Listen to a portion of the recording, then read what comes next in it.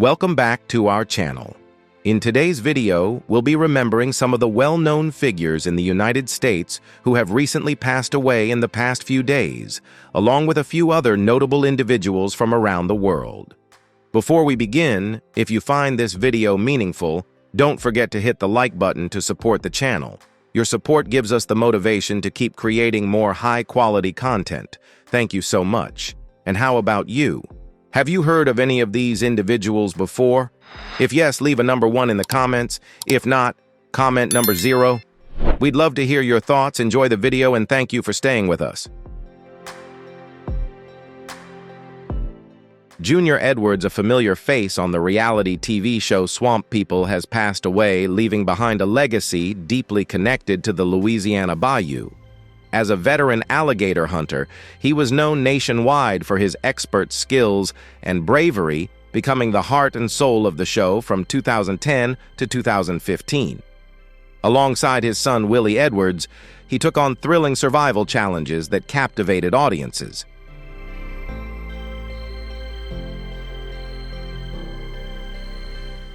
In 2021, he made a surprising return in Season 12, moving fans and earning admiration for his unwavering passion for life in the wild. Off-camera, Junior was a devoted father and grandfather. The close bond he shared with his son and grandson Willie and Lil Willie was a warm foundation in his life story. In early July, the family shared that he was facing serious health issues and called on the community to keep him in their prayers.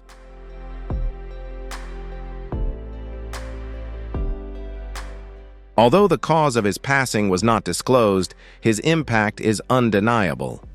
Junior is remembered not only as a brave hunter, but also as a symbol of courage, family spirit, and a deep connection to the wild nature.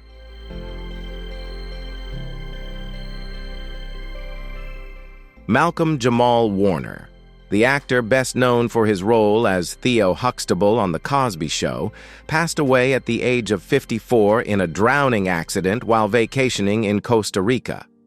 In the 1980s, he became an iconic figure on television, portraying the only son in the Huxtable family, an image that resonated deeply with millions of viewers.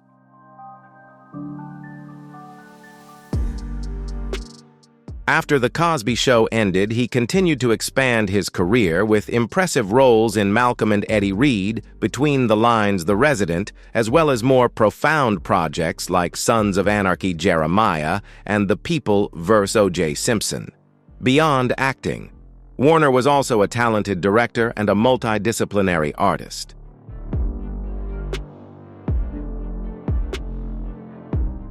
He won a Grammy Award for his spoken word performance and was actively involved in campaigns raising awareness about HIV/AIDS.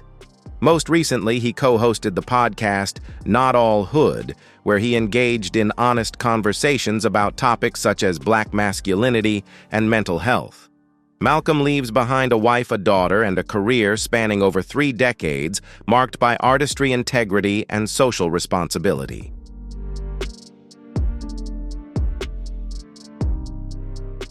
Jimmy Swaggart, one of the most influential evangelists of the 20th century, has passed away at the age of 90. Born in the rural countryside of Louisiana, he rose to become a familiar face on religious television programs across the United States and around the world, especially during the 1980s.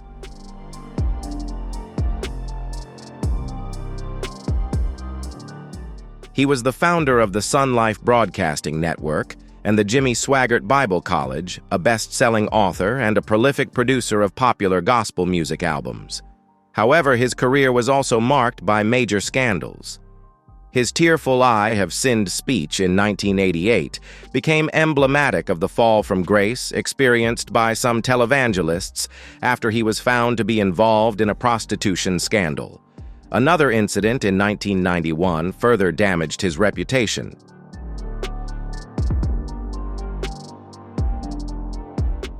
Despite the controversies, he continued preaching as a non-denominational minister, remaining active in spreading the faith until his final days.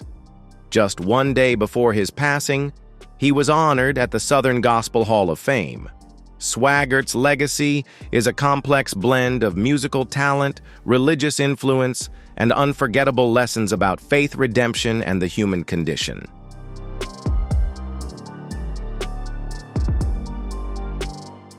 Robbie Pardlow, the lead vocalist of the early 2000s R&B group City High, has passed away at the age of 46.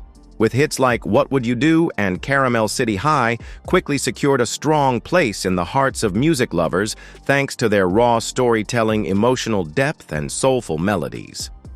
After the group disbanded in 2003, Robbie faced a life filled with many challenges.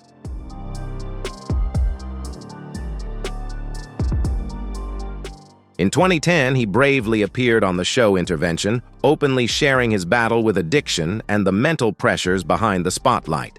Despite facing many hardships, he never gave up on music, continuing to perform and collaborate with big names like Whitney Houston and Lil' Kim.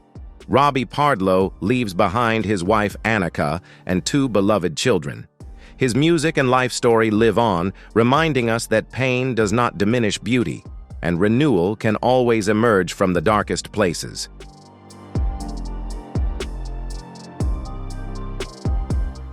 Connie Francis, the unmistakable voice that touched countless hearts in the 1950s and 1960s, has passed away at the age of 87. Born in Newark, New Jersey, her real name was Concetta Franconero. She began her singing career at a young age, captivating audiences with her natural vocal talent and impressive accordion skills.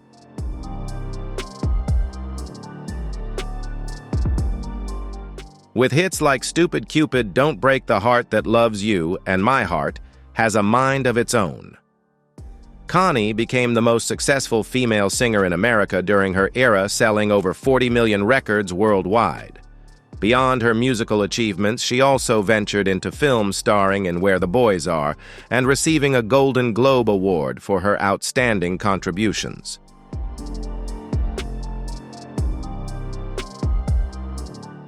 Although she retired in 2018, her music came alive again thanks to a trend on TikTok, where her hit, Pretty Little Baby, became a new sensation. Connie Francis leaves behind a son, Joey Garzil, along with an everlasting musical legacy.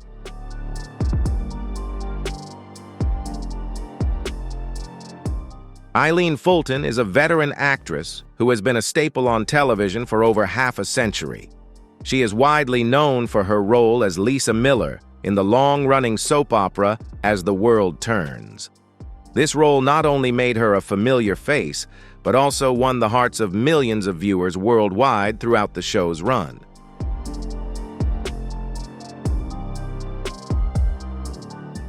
What sets Eileen Fulton apart is her subtle and deeply emotional acting style. She not only portrayed her character authentically, but also brought vibrant and captivating moments to the audience. Thanks to her talent and dedication, she played a significant role in shaping the golden era of daytime television, a period when soap operas became an essential source of entertainment for many families.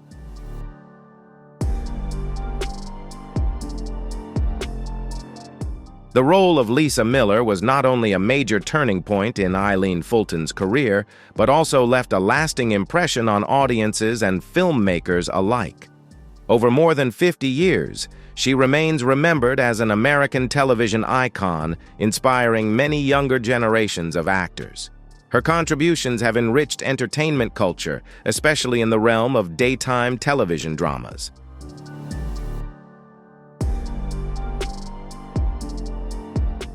Jiří Krampus, a seasoned artist from the Czech Republic, has passed away, closing a multi-talented career spanning several decades. Born in 1938 in the Žižkov district of Prague, he grew up in humble surroundings, but soon revealed a passionate love for the arts. After graduating from the Academy of Performing Arts in Prague in 1962, he embarked on a professional theater career and quickly became one of the country's most beloved artists.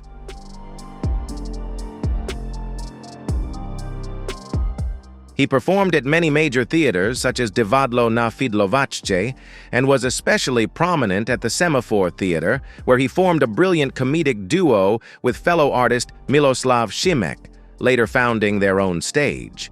While his film and television career flourished, it was his distinctive voice that truly propelled Gigi Krampus to widespread fame.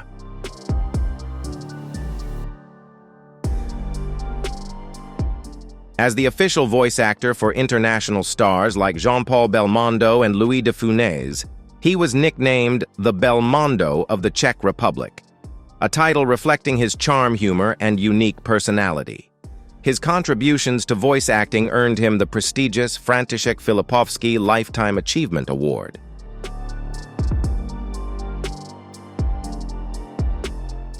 Beyond the arts, Gigi Krampus had many other talents. He was passionate about bodybuilding well into his 70s, an amateur painter, and the author of several memoirs. After the passing of his wife, Hanna, he moved back to Prague and continued to appear regularly in public, spreading positive energy, resilience, and heartfelt laughter. He leaves behind a vibrant legacy, a voice, a talent, and a heart that will continue to resonate in Czech popular culture.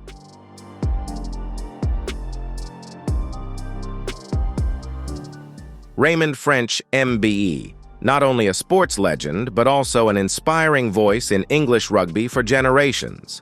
Born in St. Helens, England, Ray made a name for himself in the 1960s, playing for the national team in rugby union. Later, he switched to rugby league, playing for clubs such as St. Helens and Widnes.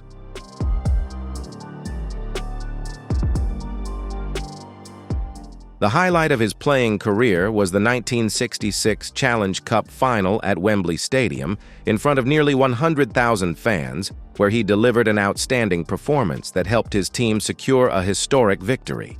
He also appeared in numerous other finals and was highly praised for his solid, powerful playing style and exceptional leadership skills. However, perhaps the most lasting impact Ray left was in his role as a sports commentator.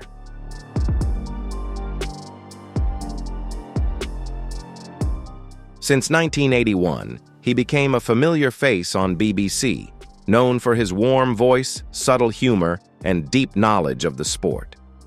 For nearly 4 decades, Ray brought the drama and beauty of rugby to people through television and the radio program Try Time. In 2010, he was honored with the Spirit of Rugby League Award and was appointed MBE in 2011 for his lifetime contributions.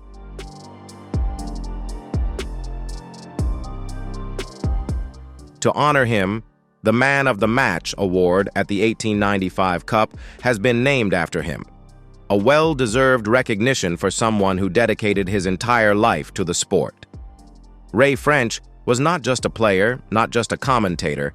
He was the heart and soul of English Rugby League, an inspiring figure, a symbol of dedication, and a legacy etched forever in the hearts of fans. Have you ever heard of Ray French and his extraordinary contributions? If yes, comment number 2. If not, comment number 5 so we can learn more together. Don't forget to like, subscribe, and hit the bell so you won't miss any of these inspiring sports stories.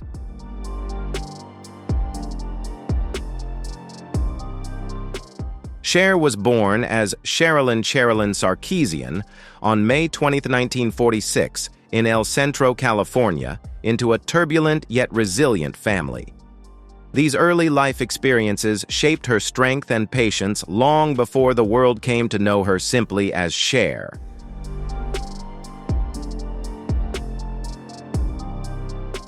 Her mother, Georgia Holt, born Jackie Jean Crouch, was an aspiring singer and actress with a mixed heritage of Irish, English, German, and Cherokee descent. Her father, John Sarkeesian, was an Armenian-American truck driver with a gambling habit who was largely absent from the family's life. Their marriage ended early, and Georgia, determined to overcome hardship, constantly changed jobs and moved frequently in search of stability and opportunity for her children.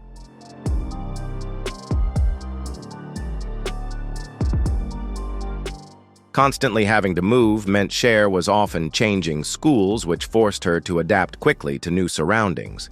She learned to read people's emotions and project confidence, even when she felt uncertain or fragile inside.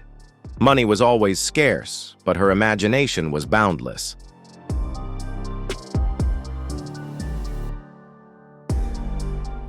Georgia always encouraged her daughter to pursue the arts as both an escape from their difficult reality and a shared dream. Their home was filled with music, impromptu plays, and hopeful visions of glamorous Hollywood. Despite struggling with dyslexia and feeling self-conscious about her deep voice and angular features, Cher found refuge in school theater productions and in the transformative magic of costumes and performance.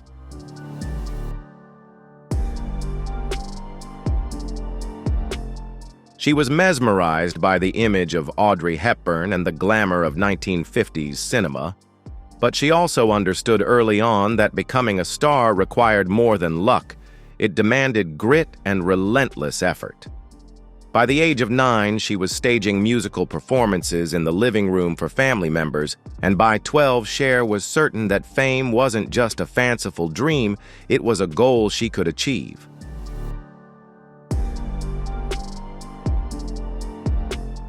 The absence of a father figure forced Cher to become independent at an early age. She learned to manage adult emotions, recognize fractures in relationships, and build a persona resilient enough to withstand disappointments.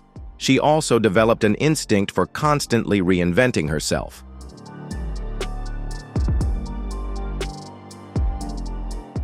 If one version of herself didn't fit into a certain social environment, she would abandon it and try another. This chameleon-like instinct to transform was later clearly reflected in her many style changes, not out of vanity, but as a means of survival. Her multicultural heritage, including her Armenian surname, Cherokee roots from her mother, and the surrounding American pop culture, created a complex identity that couldn't be easily categorized.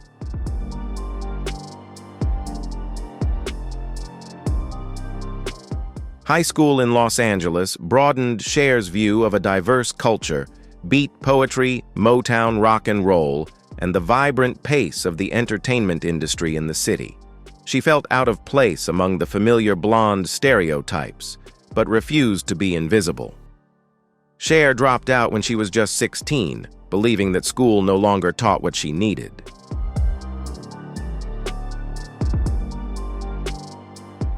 Instead, she immersed herself in odd jobs and acting classes, frequently hanging out at cafes and recording studios, soaking up the vibrant energy of the Sunset Strip.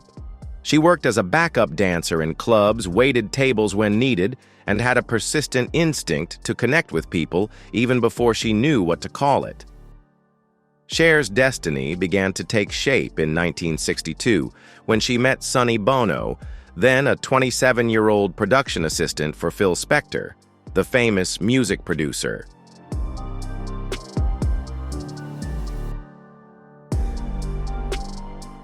Sonny saw in Cher a raw charisma and a voice that was unmistakable.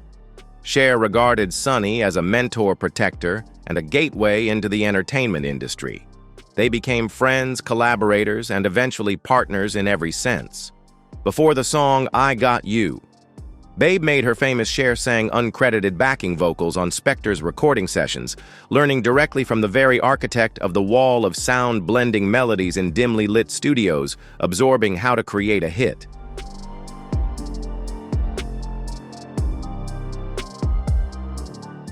Cher observed, listened, and learned the cold mechanics of the pop music industry: catchy choruses, perfect timing, personal image, and relentless hard work. From these early days, Cher's defining traits became clear: a determination not to be limited, a willingness to take risks with her style, and an emotional openness that made audiences see themselves in her.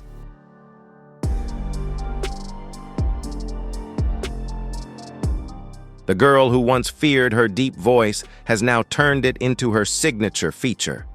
The young woman who wandered across California in search of a steady stage would become a master of global stages. A childhood full of hardships and constant moves didn't break her. On the contrary, it outlined a blueprint for a career built on continuous growth, resilience, and a firm belief that identity is something you create, not inherit.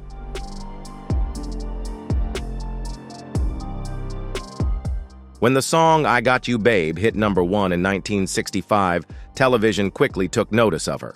After a few special programs, the Sonny and Cher Comedy Hour 1971-1974 exploded onto the scene, blending music, sharp dialogue, and Bob Mackey's dazzling costumes.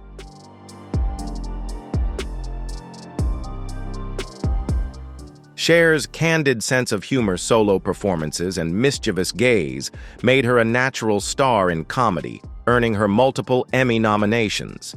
Even after the divorce, she hosted her own show, The Cher Show, 1975 to 1976, proving she could stand strong on the main stage without a partner, and that audiences came to see her, not just the duo.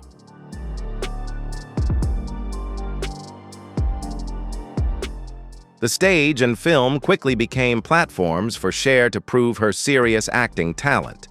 In 1982, she starred in the Broadway play and Robert Altman's film Come Back to the Five and Dime Jimmy Dean. Jimmy Dean stepping out of her entertainment show persona and impressing audiences with her depth and emotional range.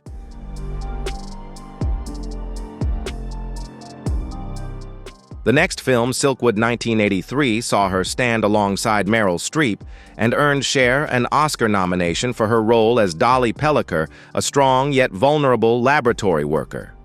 Hollywood recognized that this queen of camp could also shine in dramatic roles.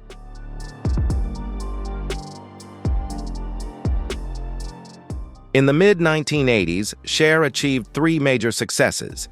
In Mask 1985, she played Rusty Dennis, a devoted mother to her son, with a facial deformity, winning the Best Actress award at the Cannes Film Festival. She then ventured into supernatural comedy with The Witches of Eastwick 1987, pairing humorously with Jack Nicholson and Moonstruck 1987.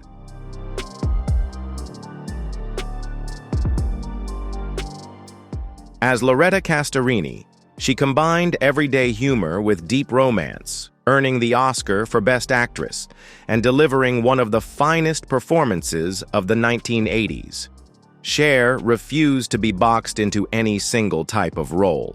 Suspect 1987 placed her in a tense legal thriller, while Mermaids 1990 blended the eccentricities of a mother with the struggles of adolescence.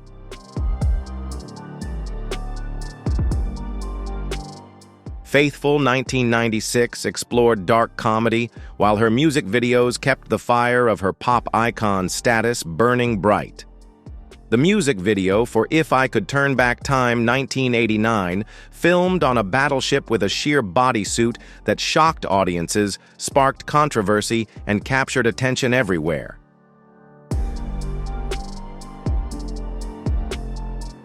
Cher skillfully leveraged this synergy, a hit song supporting a film, the film boosting her tour, and the tour fueling her special TV shows. Television has always been her favorite playground.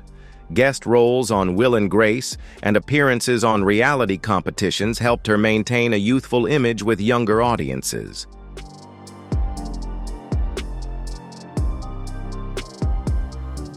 Her lavish performances in Las Vegas at Caesars Palace and the Park Theater combined musical acts with theatrical storytelling, essentially live TV shows with sky-high ticket prices. The Cher Show on Broadway in 2018 won a Tony Award, proving that her life itself is a captivating story worthy of the stage and future film adaptations. Entering the 21st century, Cher chose her film roles carefully but strategically. In Burlesque 2010, she played Tess, a tough club owner mentoring Christina Aguilera. The theme song, You Haven't Seen the Last of Me, won a Golden Globe and served as a career declaration.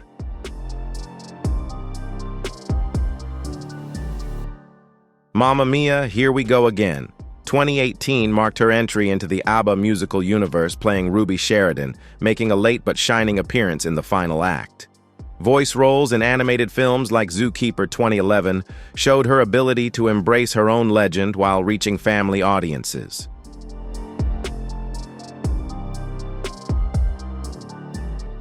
Cher rarely repeats herself without reinvention. The queen of entertainment, Oscar winner, camp icon, and savvy producer, each field she works in nourishes and elevates the others. She's not a star who merely survives trends, but one who rides steers and extends them until they become fashionable again.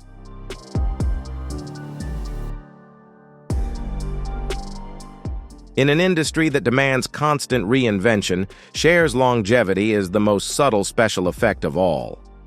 Behind the scenes, she gradually gained control of power, producing special shows, negotiating ownership rights, and managing archival recordings. She wisely licenses her image, protects original masters, and personally connects with fans by promoting projects through social media.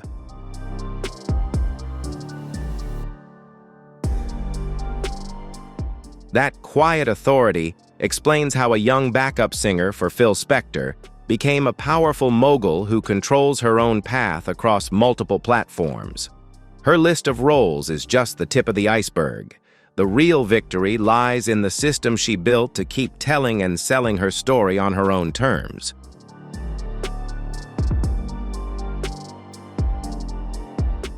Cher's health story is a series of battles mostly fought offstage, only revealed when they could help others, or when illness forced her to pause.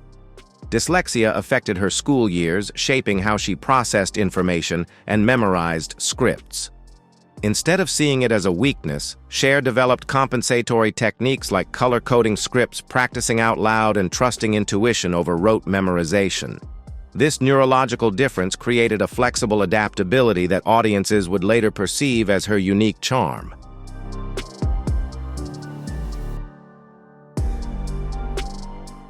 In the late 1980s, at the peak of her film career, Cher suffered from a mysterious fatigue later identified as caused by the Epstein-Barr virus, often linked to chronic fatigue syndrome. Rumors swirled in the press. Critics were skeptical, but Cher withdrew to recover, radically changing her diet, sleep, and work routines. She spoke openly about the frustration of an invisible illness, the waves of energy loss, and the mental fog long before terms like burnout or autoimmune became common.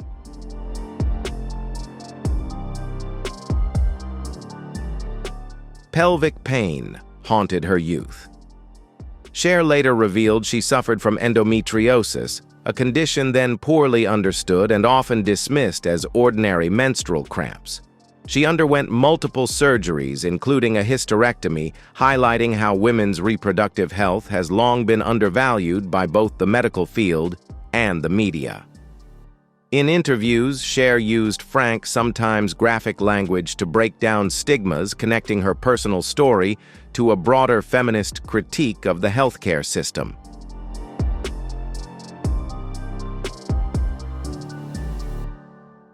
The relentless pressure of constant touring took a toll on her body. During the 2014 Dressed to Kill tour, a serious viral illness combined with kidney problems forced her to cancel dozens of shows. Fans were disappointed, and Cher was angry at her own body. Still, she prioritized recovery over toughness, undergoing treatment, and determined not to let this setback mark the end of her career.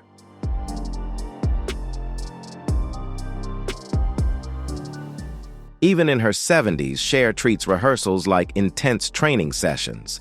Now she spends hours practicing dance-changing costumes at the right moments and warming up her voice to protect the contralto tone honed in smoky clubs rather than prestigious conservatories.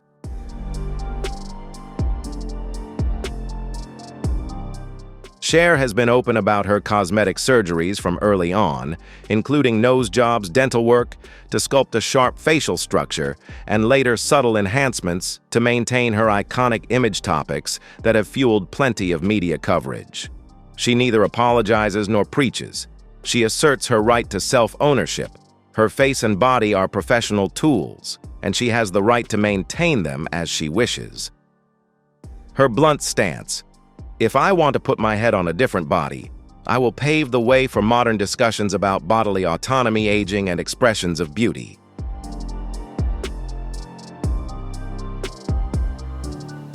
Mental health has quietly influenced her journey. The pain following Sonny Bono's death in 1998 plunged Cher into deep bouts of depression, which she fully understood and shared only years later. She described the loneliness amid packed audiences, the emptiness after tour highs, and the pressure to be Cher even when feeling vulnerable. Exercise worked close friends, and her enduring sense of humor became her coping tools, alongside professional therapy when needed.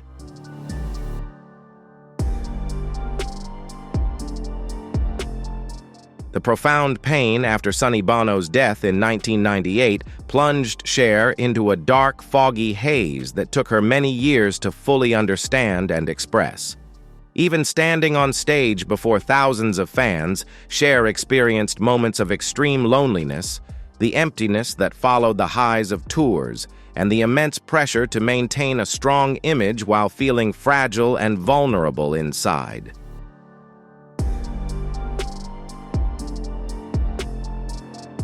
To overcome these challenges, Cher found strength in regular exercise dedication to her work, close friendships, and maintaining an unrelenting sense of humor. Additionally, she did not hesitate to seek help from mental health professionals whenever she felt it was necessary. Entering her 60s, Cher recognized the risks of osteoporosis and joint damage, which required her to incorporate weight training and carefully adjust her performance movements.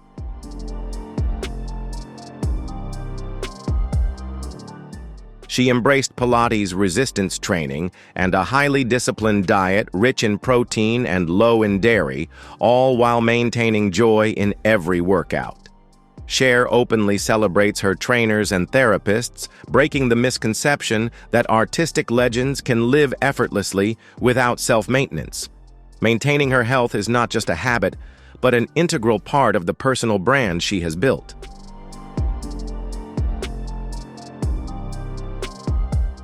Audiences can easily see and admire that effort. When the COVID-19 pandemic struck, Cher at an advanced age chose to limit travel, postpone performances, and shift to engaging with fans online. At the same time, she ramped up fundraising campaigns and support for vulnerable communities, using the downtime to highlight the darker sides of society. The pandemic only underscored a lifelong habit Cher has maintained.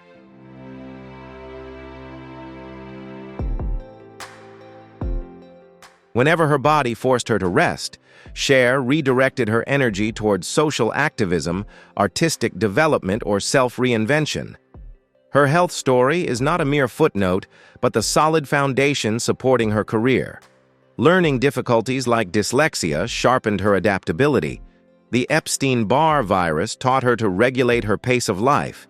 Endometriosis became a driving force behind her advocacy for patients' rights. Her choices about appearance are also expressions of her assertion of control over her life.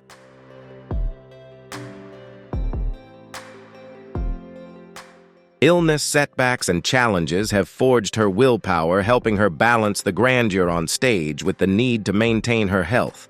Cher is living proof that longevity in the entertainment industry is not accidental, but the result of deliberate effort, careful management, and strict self-care.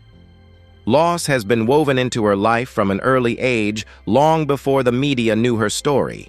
As a teenager, Cher experienced 2 miscarriages.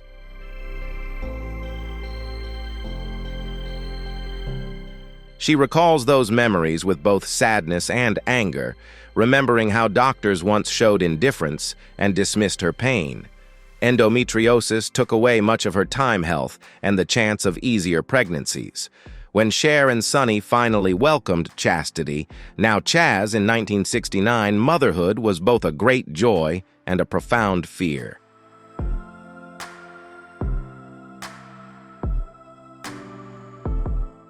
At that time, Cher was a superstar, learning how to change diapers on a tour bus, a young mother worried that the glare of fame might overshadow her child's future.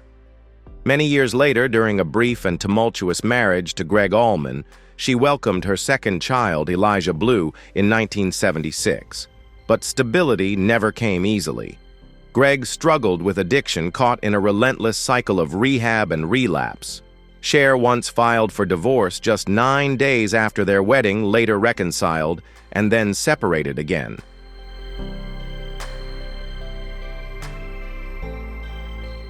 A romance that once promised to save her turned out to bring endless turmoil. The professional split with Sonny in 1974 was also a distinct kind of loss. They publicly battled over contracts, alimony, and custody rights. Their banter on variety shows now sounded like courtroom accusations. Yet when Sonny died in a skiing accident on January 5, 1998, all old resentment seemed to vanish.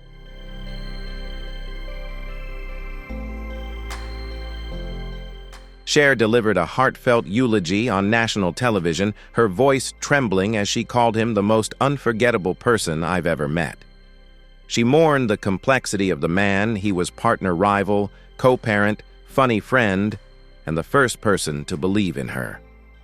That speech served as a closure, with tears washing away many unfinished stories spanning decades.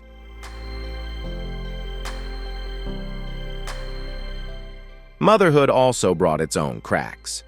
When Chaz first came out as a lesbian in the 1990s and later transitioned to a man in 2009, Cher had to relearn and adapt every day under the intense scrutiny of the media. She stumbled, initially feeling shocked and fearful of the unknown, but then taught herself, appeared on television shows as a model of acceptance, and became a powerful voice advocating for the LGBT community.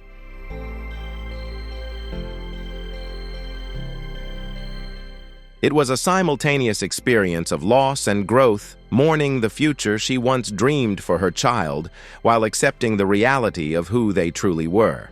With Elijah Blue's struggles with substance abuse and estrangement created painful distances.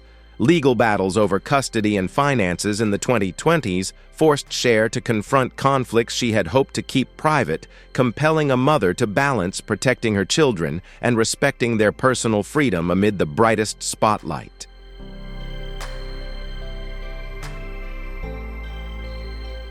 Friendships also became unforgettable memories. Director Robert Altman, who trusted her to take on serious acting roles, passed away in 2006. Designer Bob Mackie, the creator of many of her iconic styles, has always stood by her side. Yet the losses from the LGBT creative community during the AIDS crisis left profound voids.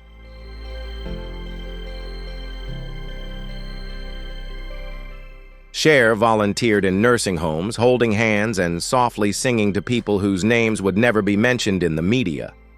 She lost dancers, hairstylists, assistants, lovers, and friends, a long list of people who were never publicly acknowledged, but who inspired her to keep fighting and to never turn away from the pain of those who were forgotten.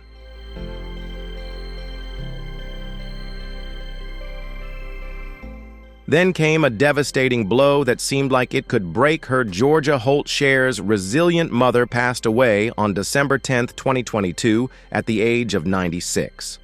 Georgia had been a steady anchor, a sparring partner, a devoted fan, a duet companion on stage, and a defining presence in Cher's life. Their relationship was honest, at times tense, but always rooted in mutual admiration and respect. The pain of losing her mother was immense, but the way Cher faced it was deeply familiar.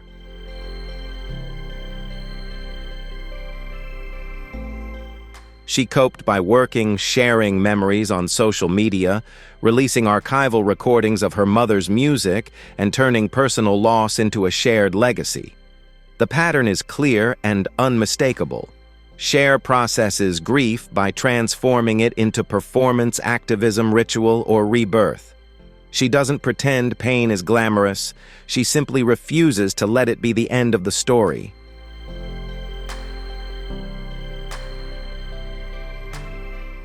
Loss has forged Cher's empathy, sharpened her humor, and deepened her artistry. It's the darkness that gives contrast to the brilliance of her spotlight. Now in her late 70s and heading into her 80s, Cher remains a living paradox, timeless yet vibrantly modern, proudly rooted in her past.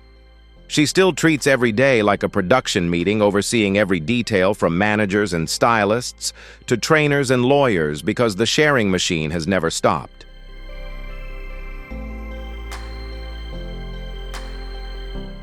Music has always remained at the center. Cher continues to selectively record, releasing singles that top dance charts and launching themed projects that tap into memory without relying on nostalgia. A holiday album reminded listeners that her rich, feminine contralto still moves effortlessly from warm allure to crystalline highs, while its lead single spread across club playlists and TikTok proof that she captures the spirit of the times better than many artists half her age.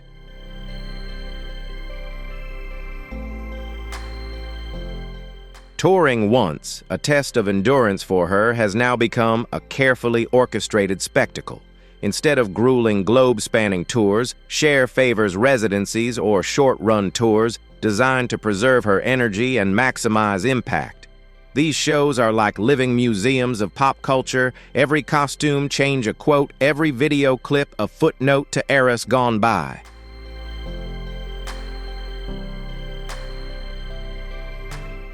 She regularly adjusts her set lists to balance beloved hits with lesser-known tracks, telling the story of her evolution in real time.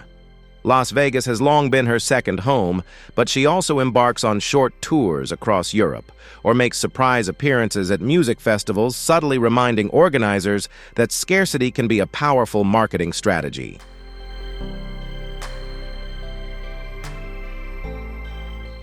With an entrepreneurial spirit, Cher has expanded her brand far beyond music.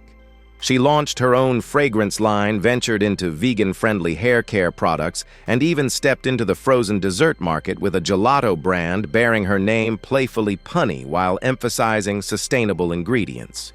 Commercial ventures have never been a side note in her career.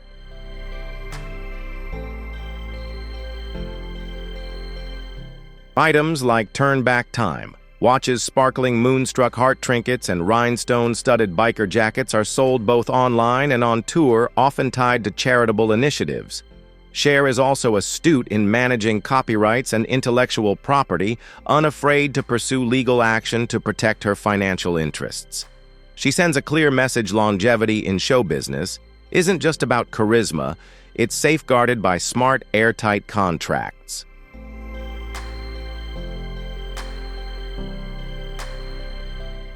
Social media opened a new stage for Cher, a raw but powerful microphone on Twitter, now X, and Instagram.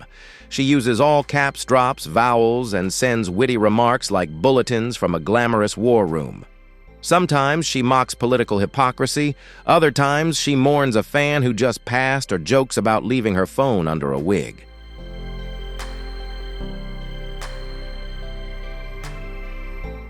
Cher's tone, approachable, messy, and unfiltered, is a cure for the overly polished celebrity brands.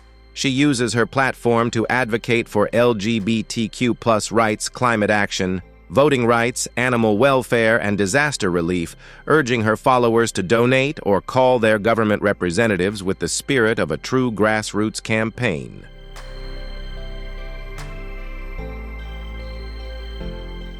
Family life continues to deeply affect Cher's private world.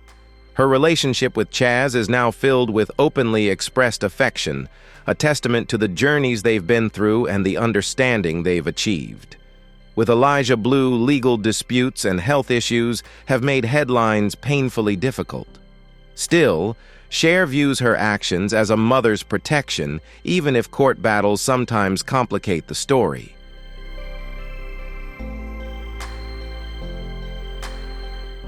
She maintains a close relationship with her half-sister Jorgan and sustains a network of longtime friends who provide strong emotional support.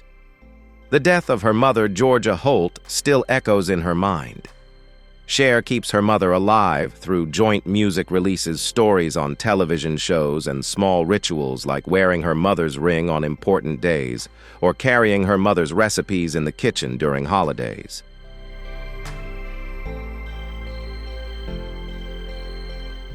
Love has never been something abandoned in the script of her life. Cher has dated younger partners unapologetically, reminding everyone that age gaps aren't unusual when gender roles are reversed, and that her happiness isn't up for public judgment. Whether her relationships make tabloid headlines or not, Cher's perspective remains unchanged.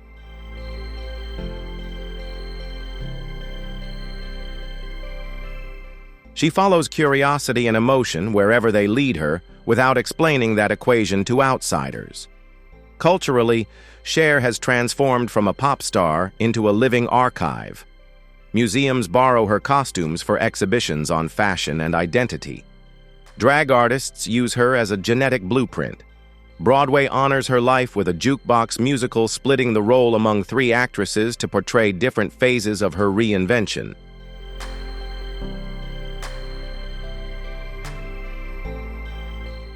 Scholars analyze her as a prime example of feminism camp and postmodern branding. Yet Cher refuses to be mummified by her past.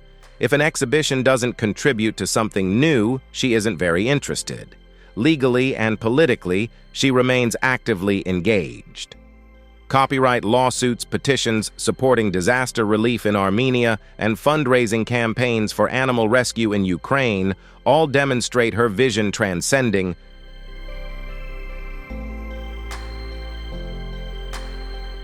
Cher visits lawmakers' offices when urgent issues arise quietly, donates funds when media attention might hinder effectiveness, and uses her social media megaphone when subtlety no longer works. Her activism is pragmatic, never merely symbolic. She demands transparency, concrete results, and clear policy change.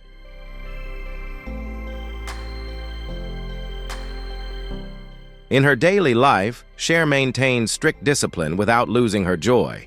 She starts her mornings with early workouts, keeps up her singing practice, attends Zoom meetings, spends afternoons in the studio or working on design projects, and divides her evenings between stage rehearsals and dinners with friends.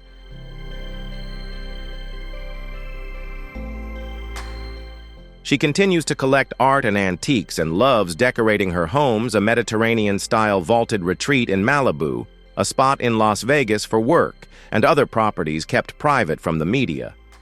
Cher practices meditation gratitude and considers humor the most effective immunity booster.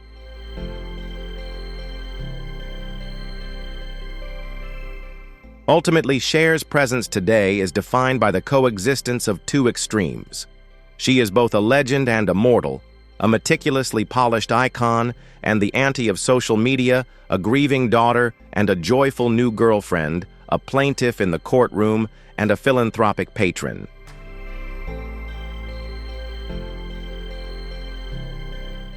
The constant thread throughout is Cher's ownership of her own story. She continues to write her life's narrative in bold strokes, challenging her audience to keep up. She's not interested in farewell tours or final career-affirming albums.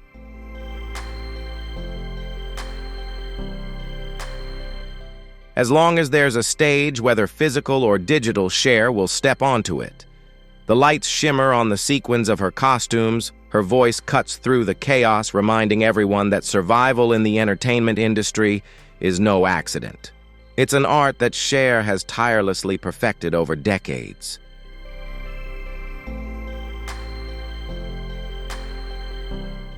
Cher's legacy cannot be confined to any single framework because it spans multiple fields, decades, and identities. She is the bridge between the glamorous, glittering pop industry of the past and the algorithm-driven chaos of today's online music world.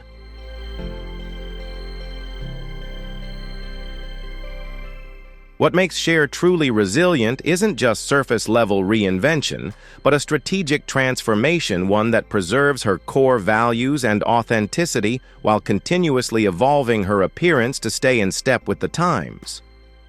Scholars have regarded her as an ideal model of endurance in pop music.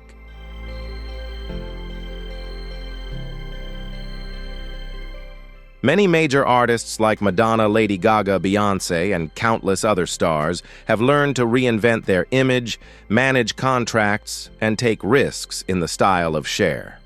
Within the drag queen community, she is regarded as the origin of every wig-style graceful movement and all the sparkling sequin outfits that bear Cher's signature. She transformed the glamorous Las Vegas shows into intimate, meaningful experiences.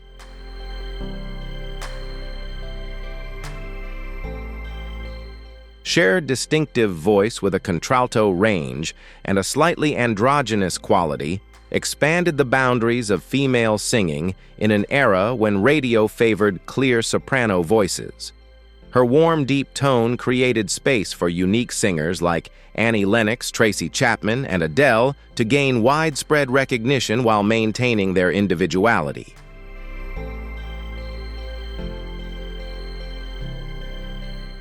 The 1998 album, Believe, not only changed the history of digital music by turning autotune into an art form, but also ushered in an era of robotic hooks that still dominate the charts today.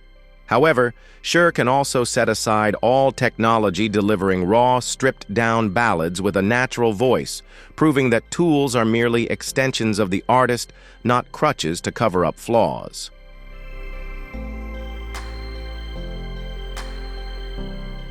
Culturally, Cher is regarded as a case study in modern feminism. She fearlessly confronts industry barriers, breaks away from those who try to control her, firmly demands her rights to royalties, and openly discusses money, age, cosmetic surgery, and sexuality topics women are often told to keep hidden.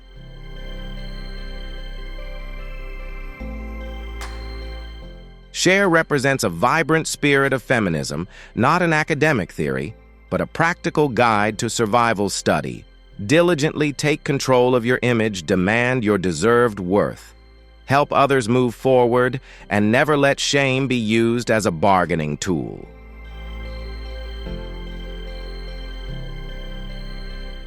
Cher's open support for her son Chaz's gender transition, along with her subsequent advocacy efforts, became a powerful voice defending trans community rights at a time when few stars dared to speak out.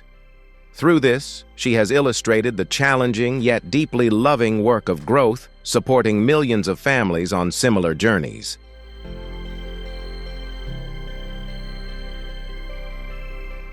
Cher's charitable contributions have always been quiet yet effective. She funds medical programs for children, housing for veterans, supports relief efforts in Armenia, and wildlife rescue. Cher wisely leverages her fame when an issue needs attention. She uses her large social media following. When discretion is required, she donates quietly to preserve the integrity of the humanitarian work.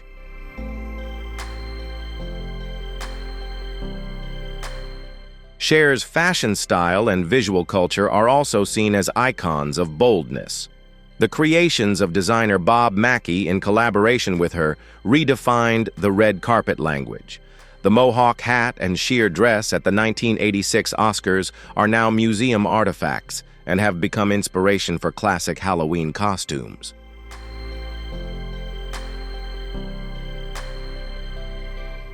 Cher teaches audiences to see fashion not just as decoration, but as storytelling, where every feather and sequin carries its own meaning, symbolizing a woman's defiance, humor, and empowered autonomy.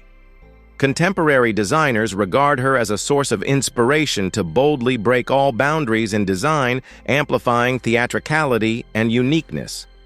The camp theme at the 2019 Met Gala was almost dubbed "What Cher Would Wear."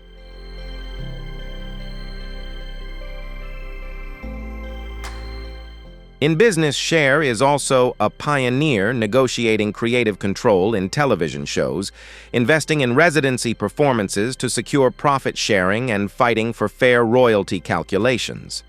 She embodies the 21st century artist who is also the CEO of herself. Today's young artists often seek lawyers and accountants earlier thanks to lessons from Cher and peers like Prince, aiming to avoid mistakes that cost them financial control.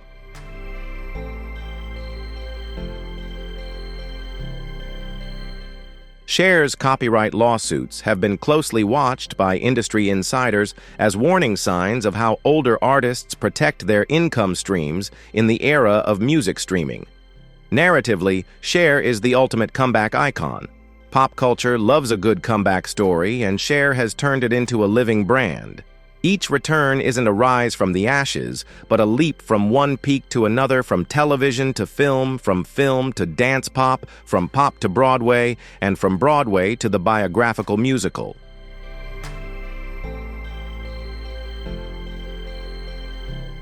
This continuity teaches audiences to expect evolution rather than fear it, and brings hope that a career can have many new chapters. Ultimately, Cher leaves a deep emotional imprint on her fans.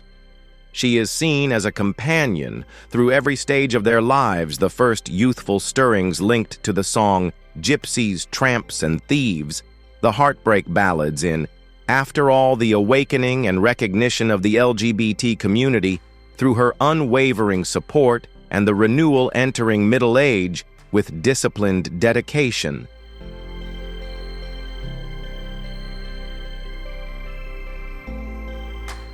She is like the straightforward aunt who shares stories openly on social media, the diva who cries at funerals, or the boss who always pushes you to demand more. This multifaceted closeness secures loyalty across generations. Cher's legacy is not an outdated relic, but a living, vibrant flow. It is a system she meticulously built like an engineer reinforcing a bridge to withstand earthquakes. At the core of this system lies a trio: instinct, data, and myth building.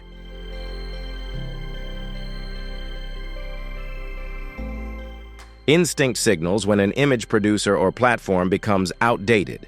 Data from charts, ticket heat maps, and merchandise sales then confirm or refute that feeling. The myth-building aspect ties these turning points into a story, so fans can follow the emotions: the phoenix rising, the resilient warrior, the ironically triumphant survivor.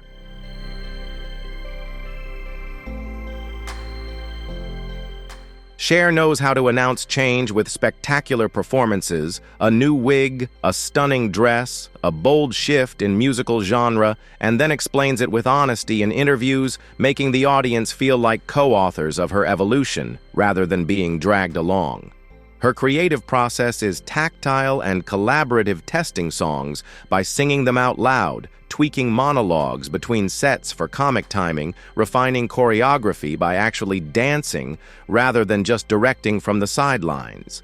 The designer may bring the mood board, but she personally selects the fabric, swaps the belt, and retests the dress length under stage lighting.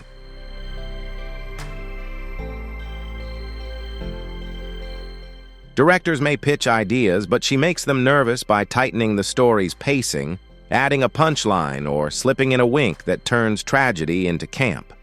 This editorial power was forged in the control rooms of 1970s television and now extends to final edits of concert footage and social media videos, where she can tweak every single frame if the lighting dulls a single sequin. Technology is a tool, not a limitation.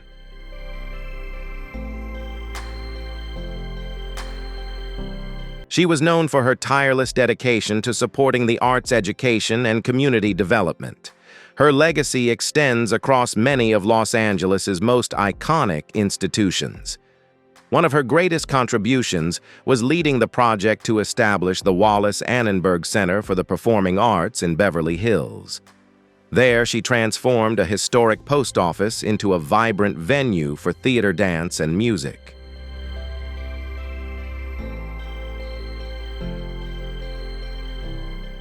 Her personal contribution to the center exceeded $75 million, helping bring in renowned performers such as Patti LuPone and Sarah Silverman.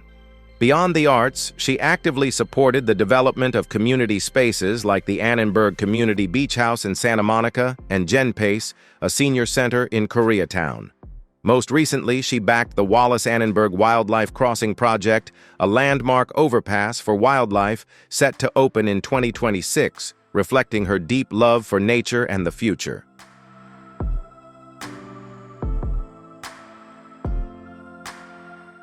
As president and CEO of the Annenberg Foundation, she oversaw more than $1.5 billion in grants, helping shape the educational, healthcare, and cultural landscape of Los Angeles.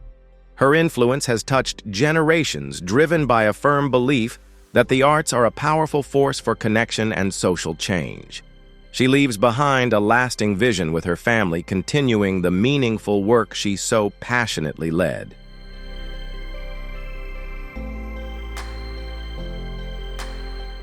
Sandberg is considered one of the greatest second basemen in baseball history.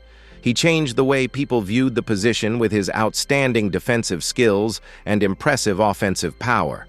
His 16-season career was marked by numerous legendary moments, especially the iconic 1984 game, in which he hit 2 game-tying home runs, cementing his status as a symbol of the Chicago Cubs.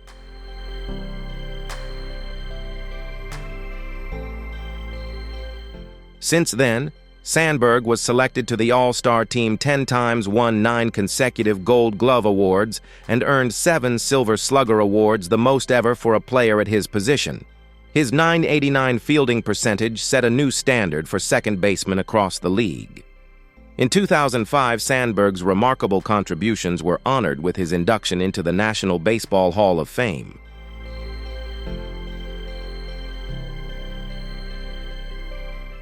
After retiring from the field, Sandberg continued to contribute to baseball as a coach for the Cubs and Phillies, eventually serving as the manager of the Philadelphia Phillies from 2013 to 2015. Though known for his reserved personality, his leadership left a lasting impact on both players and fans alike.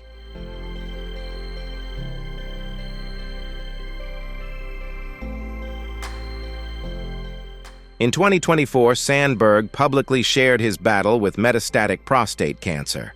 After a period of being declared cancer-free, the disease aggressively recurred and spread. He peacefully passed away at his home in Illinois, leaving behind his wife, Margaret, 5 children, 8 grandchildren, and a baseball legacy that continues to inspire athletes and fans around the world.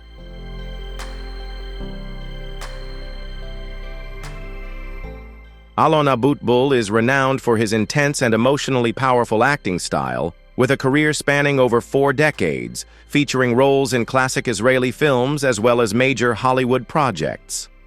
He made a strong impression with works like Two Fingers from Sidon and notable international roles such as Dr. Leonid Pavo in The Dark Knight Rises and the villain Amir Barkawi in London Has Fallen.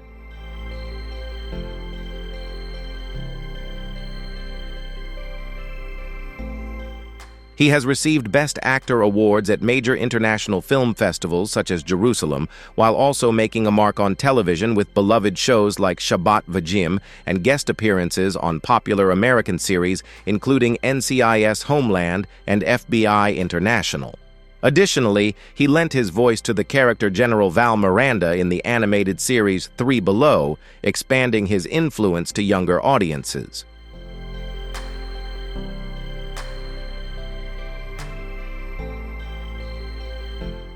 On stage, Abutbul was also a versatile artist, having taken on iconic roles in productions such as Hamlet King Lear and Closer, earning admiration from both critics and audiences.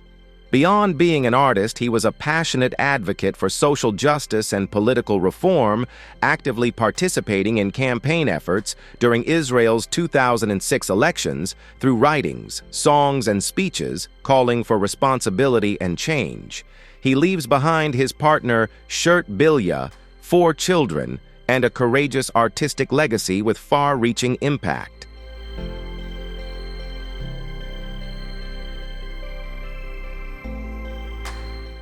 With a fierce fighting spirit and unyielding determination, she became one of the few female fighters to win world championships in 4 different weight classes.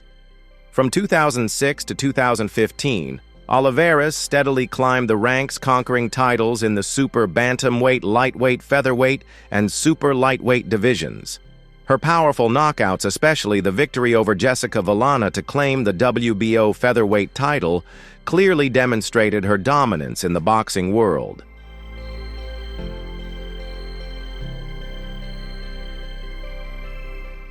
After retiring, she continued her journey in politics, running for the Argentine Congress and becoming a passionate supporter of prominent political figures like Patricia Bullrich.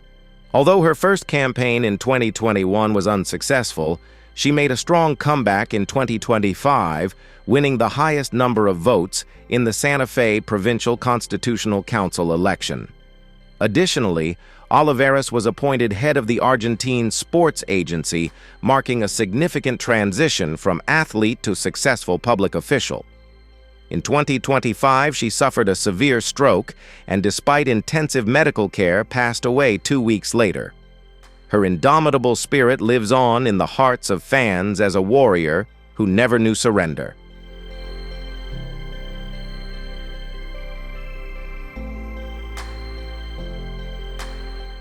Madsen is best known for his role as Mr. Blonde in Reservoir Dogs and as a close collaborator of director Quentin Tarantino in acclaimed films such as Kill Bill Volume 2, The Hateful Eight, and Once Upon a Time in Hollywood.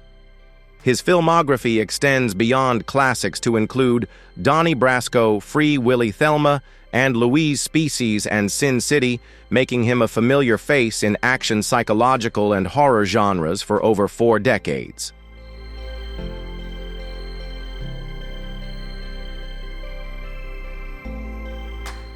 Beyond the screen, Madsen's distinctive voice has been featured in popular video games such as Grand Theft Auto 3, Dishonored, and crime boss Rock City. He won the Best Actor award for his role in Strength and Honor and also appeared as himself in the mockumentary Being Michael Madsen.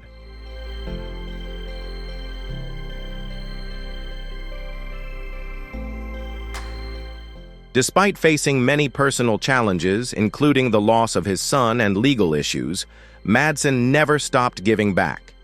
He actively participated in charitable activities supporting children's hospitals and cancer research funds through events and public appearances. His legacy lies not only in the characters he portrayed on screen, but also in the resilient and deeply humane spirit he conveyed.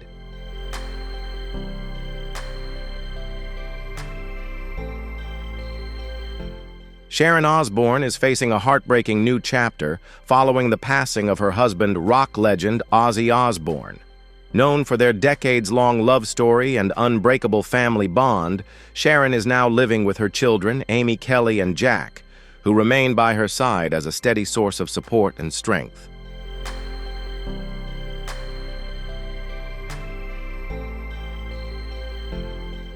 With a decades-long bond of love and a tightly knit family, Sharon is now surrounded by her children, Amy, Kelly, and Jack, who remain by her side, offering constant support and comfort. Those close to the family say Sharon found solace in the peaceful final moments they shared with Azzy, filled with laughter music and meaningful stories that helped ease the pain of saying goodbye. After years of battling health issues, Azzy's condition worsened, forcing him to cancel many tours he had deeply hoped to complete.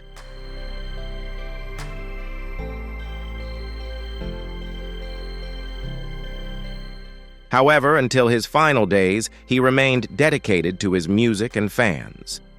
According to close family members, Sharon found comfort in the quiet moments they shared together before Azzy's passing. These moments were filled with stories, laughter music, and meaningful time together, helping to ease the pain of saying goodbye.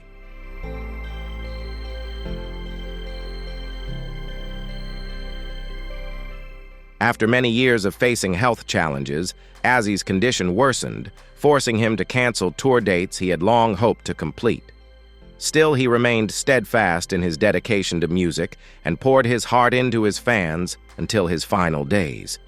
In one of his last public appearances, Azzy performed from a throne at Black Sabbath's farewell concert in Birmingham.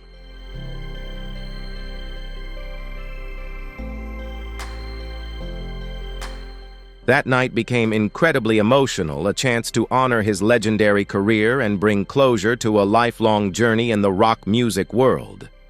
Sharon and Ozzy had just returned to their home in Buckinghamshire, England, a place that brought peace and healing in the final chapter of their lives. Though deeply sorrowful, Sharon remains proud of the life they built together and the legacy Ozzy left behind, not just as a music icon, but also as the heart of their family.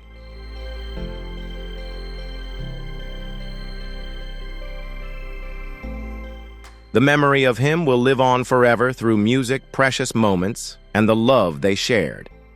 The Czech entertainment world has just lost one of its brightest stars. Jiggy Krample, a beloved actor, TV host, and entertainer, has passed away at the age of 87. A major icon in Czech television and cinema, he brought joy and light to generations. Have you ever watched or remembered one of his performances or shows? If so, comment with a number 2 to join us in remembrance. If not, comment with a number 5. And maybe today's video will help you understand why he was such a respected legend. Take a few minutes to watch the video as a tribute.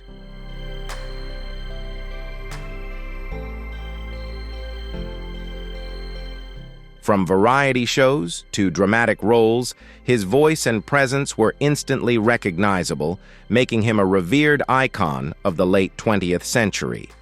Jiggy's legacy is one of joy charm and an unwavering dedication to connecting with audiences through both laughter and genuine emotion. Despite facing serious health issues in recent years, he never let go of his special bond with the public. Though he gradually withdrew from the spotlight, he continued to appear at select events, bringing his familiar smile and unique sense of humor.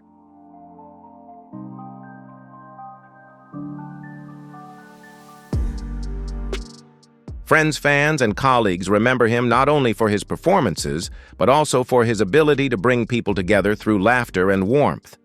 In his final days, he was hospitalized according to Czech media, and his passing leaves a profound void in the cultural life of the country. Jiggy Krampel's career spanned decades, impacting countless lives. As the Czech Republic mourns his loss, his influence will forever remain in every smile he inspired.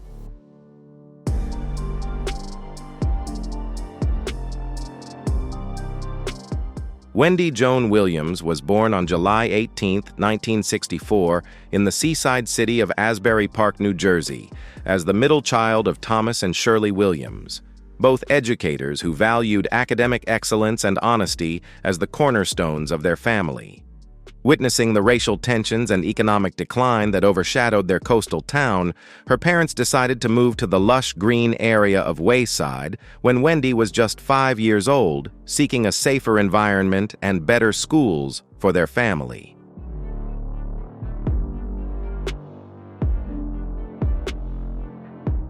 From a young age, Wendy showed a special passion for broadcasting and media. She often hosted imaginary talk shows in her bedroom, interviewing dolls, imaginary pop stars, and anyone who would listen. Neighbors still remember the small but very energetic girl who would greet passers-by with weather reports and celebrity gossip of her own creation as a glimpse into the confident broadcasting career she would later pursue.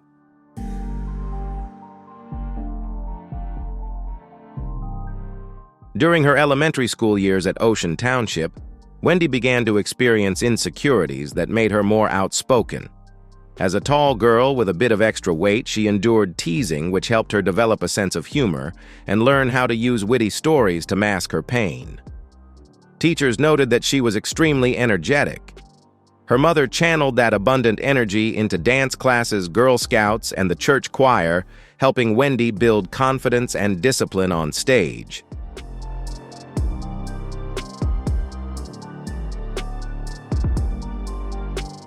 Family meals are also lively debates about current events, giving Wendy a foundation of knowledge and teaching her how to defend her opinions strongly.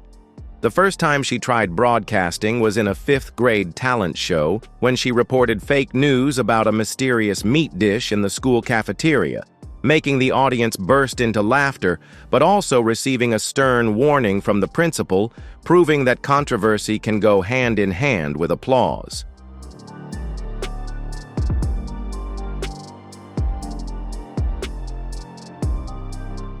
In high school, Wendy began recording small programs on cassette tapes, mixing music clips with commentary, and dreaming of the day the red on-air light would shine just for her.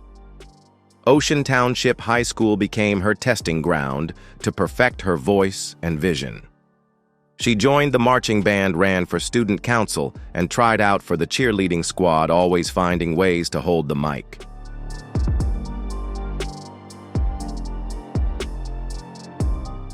In 10th grade, she appeared on the school's internal TV channel with morning news segments transformed into a small show full of rumors, causing the administration to quietly keep an eye on her outstanding talent beneath her rebellious style.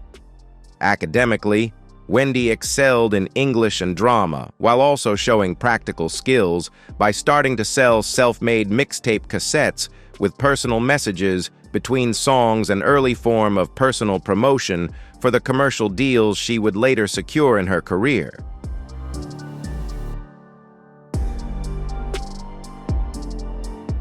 Outside of school hours, weekend bus rides took her to New York to observe legendary radio hosts at WBLS and Kiss FM, learning how they modulated their tones like hit songs.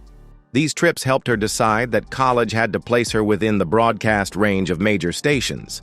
In 1982, Northeastern University in Boston welcomed Wendy into its renowned communications program, featuring hands-on internships closely tied to the industry.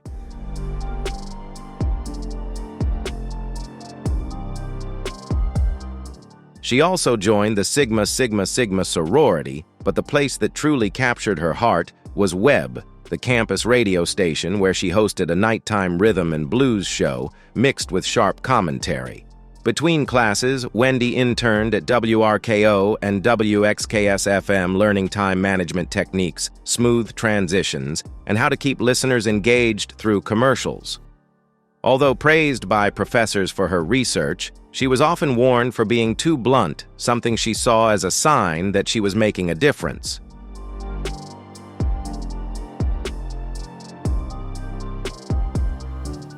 In her final year of college, she graduated with a Bachelor of Science degree and completed a demo filled with controversial commentary about celebrities, which many of her peers considered too hot to air. Nevertheless, it was the ticket that landed her first professional job in 1986, a part-time weekend position at WVS Radio in the U.S. Virgin Islands, where she learned that listener ratings rise when hosts dare to say what others only think in their heads.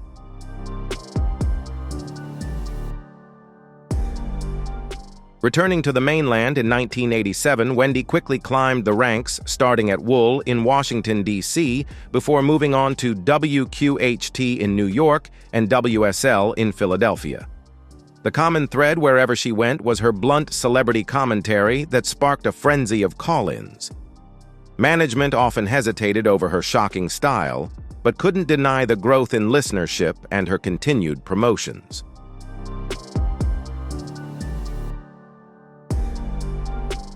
Within just a few months, she built a loyal audience of regular commuters eager to hear unfiltered takes on music industry rumors and relationships. Off the air, she meticulously recorded each segment, studying the moments when listeners laughed the most or started tuning out like a scientist analyzing sound waves. She was determined to master the psychology of audience retention long before the concept became popular.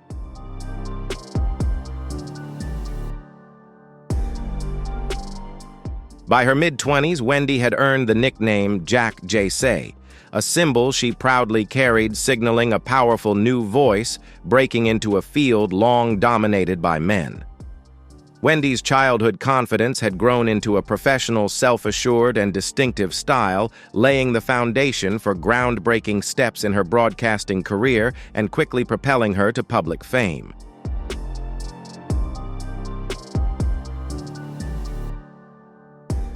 The journey from radio icon to familiar television star began when a camera quietly filmed in the WBLS studio in 2006, capturing her candid interviews and quick-witted responses on a widely broadcast reality show called The Wendy Williams Experience.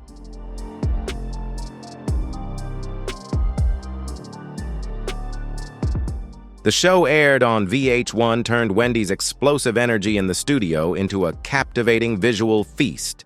Phones rang non-stop like paparazzi camera flashes. The soundboard lit up like a control panel from a sci-fi spaceship. Wendy's expressive eyes quickly became the inspiration for many memes even before social media dominated the trend.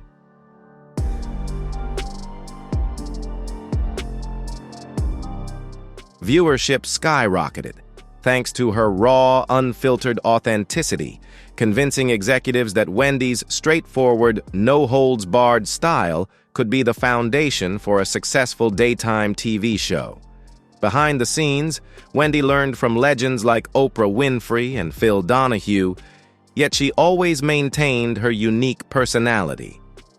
No guest escaped her signature. "How you doing?" Test a distinctive question she used to gauge reactions.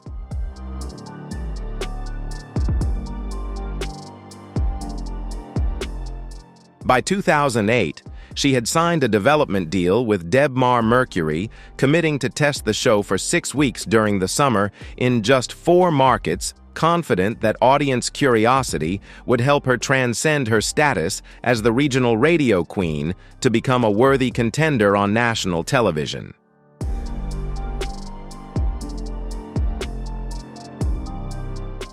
The limited-run debut of The Wendy Williams Show began on July 14, 2008, transforming a small Manhattan studio into a vibrant pink and purple stage, where entertainment news met humor like a special courtroom.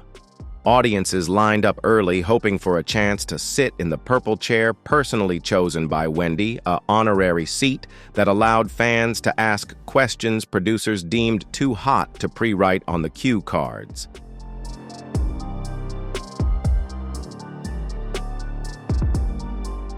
Nielsen ratings stunned many skeptics.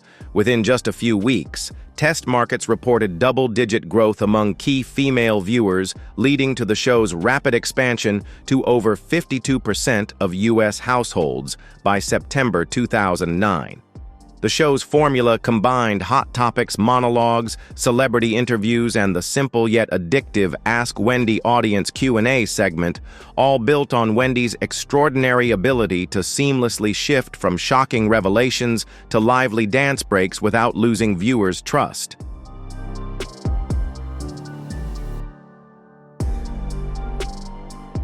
Her signature phrases like "friend in my head" and "say it like you mean it" quickly became cultural idioms, quoted everywhere from barbershops to boardrooms, cementing her status as a daytime TV trailblazer, unafraid to sip tea-spilled tea and stir up hot stories on air.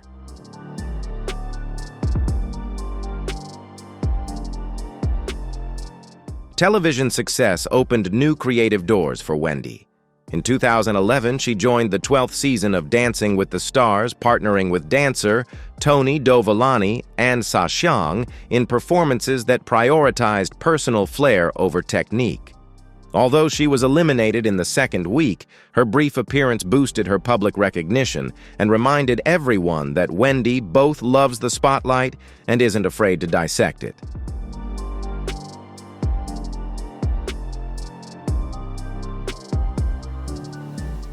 Afterward, she continued making guest appearances. Wendy voiced a gossip columnist in Drop Dead Diva, served as a guest judge on RuPaul's Drag Race, and showcased her comedic talent in the revival episode of BET's Martin. Each appearance helped attract new viewers back to her talk show while expanding her personal profile beyond just a host.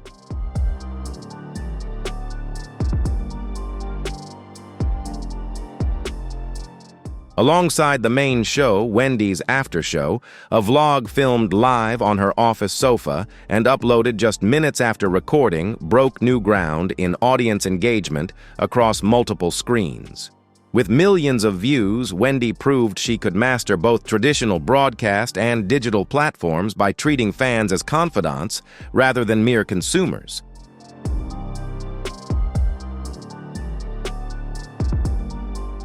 As viewership soared, Wendy leveraged her position to become an executive producer, approving a series of TV films focused on controversial pop culture figures. The 2014 movie Aaliyah, the Princess of R&B sparked widespread debate, but also drew record audiences for the Lifetime channel, showcasing Wendy's keen ability to select stories that capture attention and ignite broad discussion.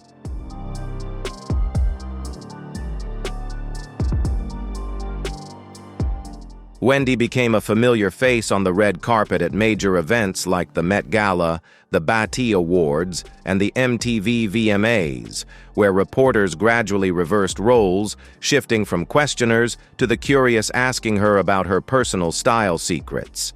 By the late 2010s, The Wendy Williams Show averaged over 1.6 million daily viewers across more than 200 stations, earning multiple Daytime Emmy nominations, and being honored with a plaque in the Radio Hall of Fame, recognizing a rare talent who successfully conquered both the microphone and the camera.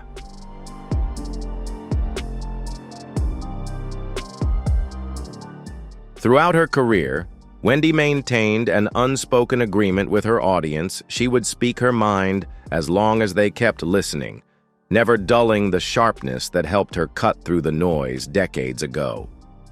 Wendy's trademark confidence often concealed a long struggle with her own body. Childhood weight fluctuations sparked cycles of trendy dieting and self-deprecating humor.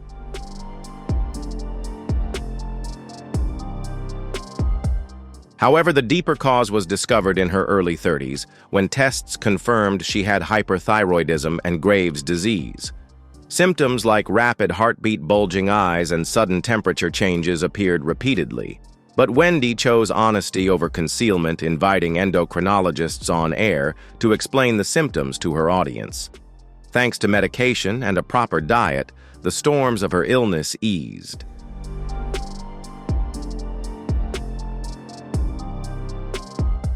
However, each relapse served as a reminder that the Queen of Hot News was still hosting her own internal talk show, debating energy levels, heart rate, and swollen thyroid glands before taking her seat at the familiar purple desk.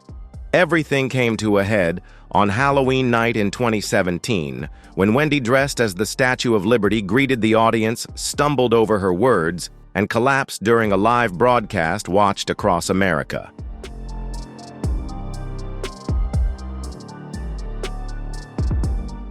Doctors determined the cause was Graves' disease, making her sensitive to temperature compounded by a tight bodice and dehydration.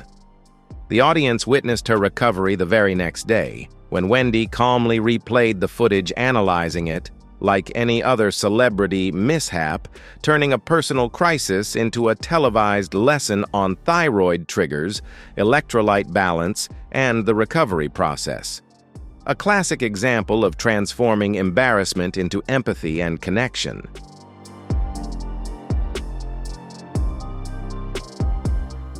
Alongside her hormonal battle was a silent struggle with addiction.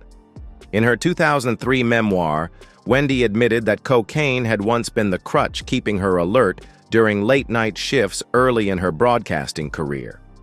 Marriage and motherhood helped her cut back, but didn't erase underlying addictive habits.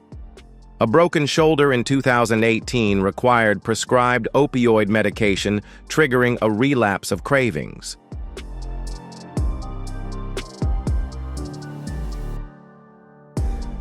Public pressure mounted when, in December of that year, viewers noticed signs of slurred speech during broadcasts.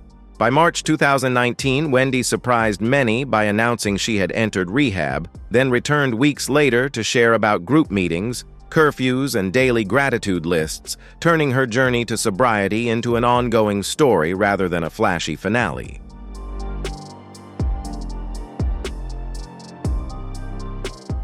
That same spring, she revealed another invisible enemy, lymphedema, causing swollen ankles and numb toes. On live broadcast, she removed her high heels and medical compression socks, turning what was once taboo into a powerful awareness moment. She incorporated physical therapy, water exercises, and a low-sodium diet into her daily routine. However, mobility limitations made attending red carpet events challenging.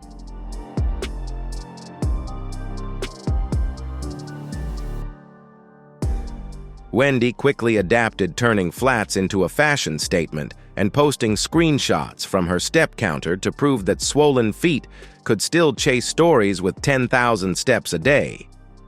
The mounting burden led to relentless fatigue, dizziness, and cognitive issues by the end of 2020, forcing her to pause production of her show. COVID tests came back negative. Experts believed she was experiencing a Graves' disease relapse worsened by stress and the pain of a public divorce.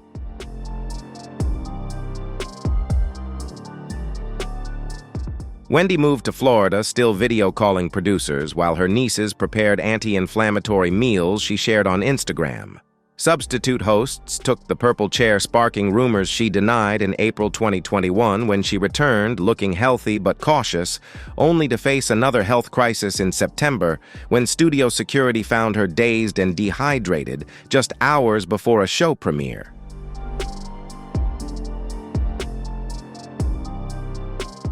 Recovery became the top priority as season 13 of the show faced repeated delays. Unable to secure insurance, distributors decided to end The Wendy Williams Show in June 2022, closing a 14-year era. Rumors about dementia spread online. Her representatives denied these claims, citing neurological scan results.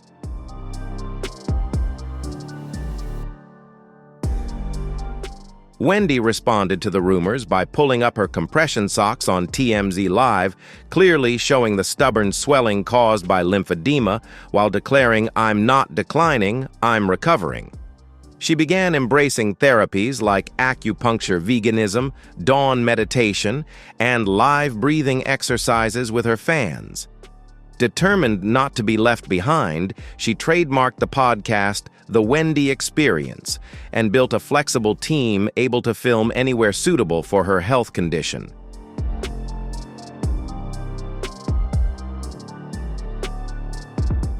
Launched in August 2023, the podcast blends pre-recorded hot topics with genuine conversations, featuring an acupuncture expert and addiction counselor turning healthcare into a mainstream subject. Sportswear and sparkling water brands replaced high-heel sponsors, showcasing her creative ability to pivot.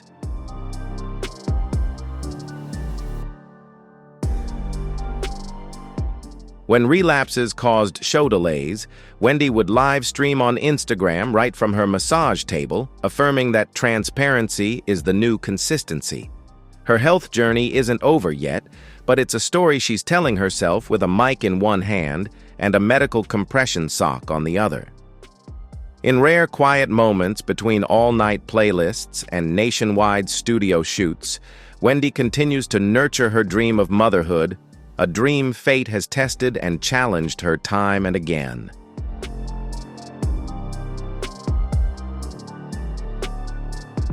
Before welcoming her son in 2000, Wendy endured 2 miscarriages and a heartbreaking stillbirth at 5 months. Each loss came just as her career was taking off, reminding her that rating victories could never replace the peaceful feeling of life growing inside her. She openly shared these pains on air, recounting silent ultrasounds and baby plans packed away in boxes in the attic, giving voice to a sorrow many women often keep hidden.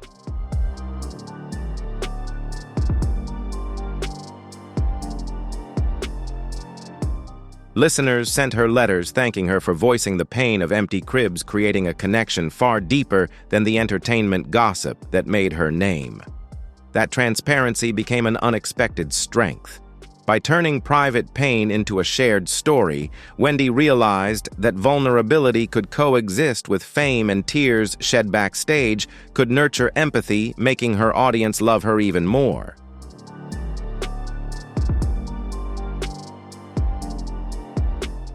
When personal tragedy turned into marital tragedy, that pain was exposed under the bright lights of daytime television.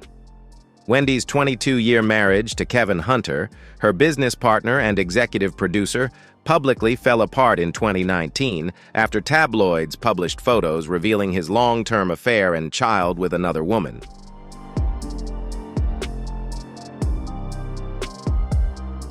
She publicly announced her divorce on air, removing her wedding ring during the Hot Topics segment, declaring, "This ring represented the work. The work is done." The breakup not only shattered a home, but also impacted the show's production center.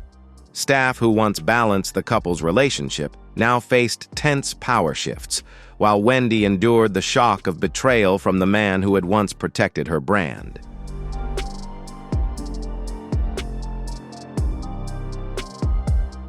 Custody agreements, asset divisions, and headline-grabbing court battles became popular topics for the very entertainment outlets she once critiqued, forcing Wendy to view her own story through the eyes of a commentator while quietly mourning the successes they had built together over decades.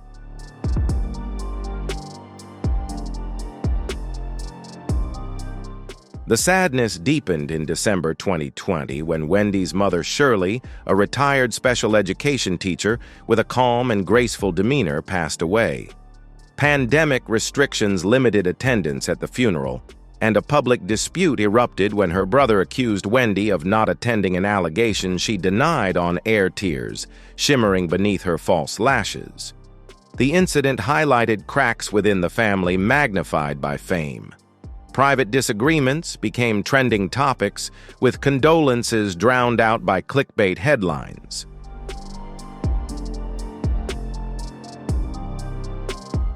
At home, elderly Thomas leaned on Wendy for emotional support, prompting her to drive weekends from Manhattan to Miami, where she cooked his favorite fried salmon and recounted childhood memories to fill the quiet house, missing the laughter of their departed mother. Losses in her career followed one after another.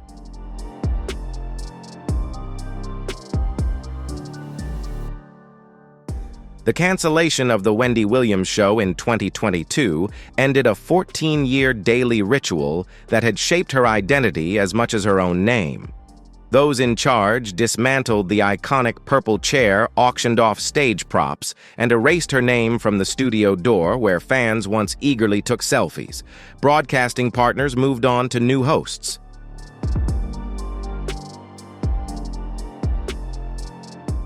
Wendy struggled with the emptiness left by the missing countdown clocks and applause signs. Friends say she still keeps a piece of the Hot Topics desk on her bedside table, like a talisman for past battles and hard-won victories.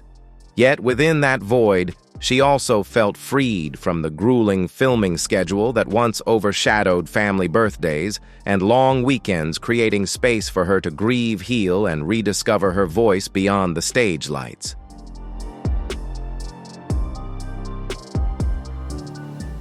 Having endured compounded losses, the children never born, broken vows, her mother's silence, and the final curtain of the show, Wendy forged resilience, grounded in openness rather than denial. She learned that telling her story, even when it cast her as the lead in her own pain, stripped that pain of its isolating power and invited the empathy of millions who saw themselves in her struggles. Every stumble on the public stage became a step upward.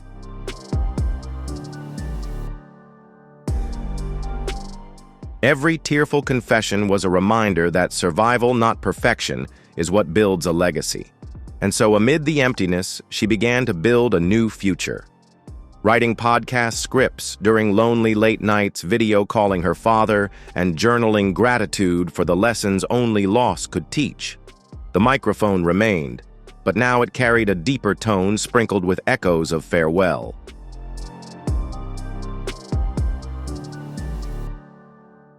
The sunrise over Miami's Biscayne Bay greeted Wendy Williams with a quiet, far different from the roar of Manhattan traffic that once shook her dressing room windows. But the slower pace suited the new routine she was rebuilding. She rented a beachfront apartment spacious enough for a small studio and a meditation corner lit by salt lamps, yet cozy enough to manage as lymphedema made her walk slowly instead of rushing.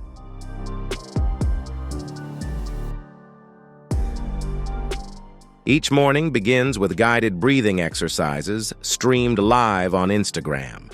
Thousands sync their breaths together, followed by thyroid medication, turmeric tea, and a brisk walk with her rescue French bulldog, the little companion, helping her maintain the pace doctors recommended. Back home, she video calls her father, reviews Hot Topics headlines flagged overnight by her coastal research team, and settles into a custom ergonomic chair that supports her aching joints as she records her podcast, The Wendy Experience.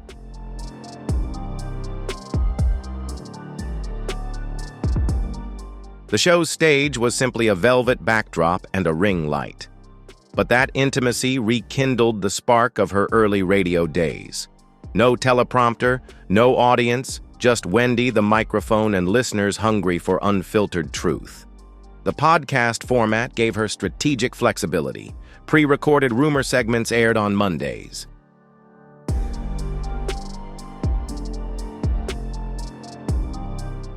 Wellness Wednesdays featured an endocrinologist, addiction coach, and fellow lymphedema warriors. Flashback Fridays invited R&B legends to share stories from 90s radio and behind the scenes of showbiz. Sponsors included sportswear brands, compression socks, wellness drinks, and products like the Mind Your Thigh business hoodie with profit supporting thyroid disease research. Each episode averaged 850,000 downloads.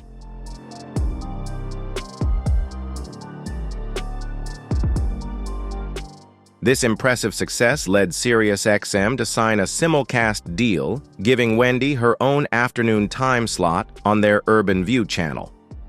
The hybrid model brought her back to satellite radio without the strict schedule that once forced her to squeeze doctor appointments into lunch breaks.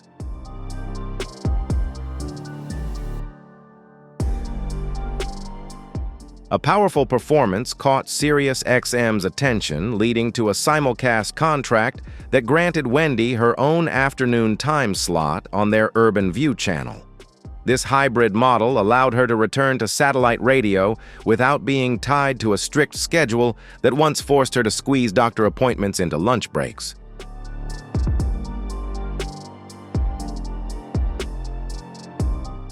Data analysis showed that the most replayed segments were updates on her personal health, reinforcing her belief that vulnerability holds listeners' attention as powerfully as the scandals that once made her famous.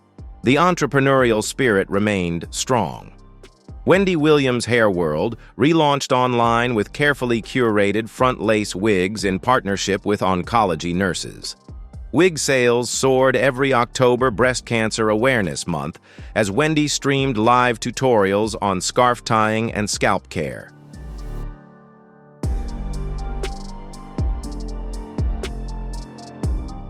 Her fashion collaboration with HSN also shifted from party dresses to athleisure designed for lymphatic comfort. High-waisted leggings with hidden compression panels and bamboo blend tunics that wick sweat during hot flashes. She co-founded the nonprofit Talk Thyroid Foundation, hosting quarterly virtual conferences where endocrinologists decode test results in simple language and patients share tips for managing eye bulging and fatigue.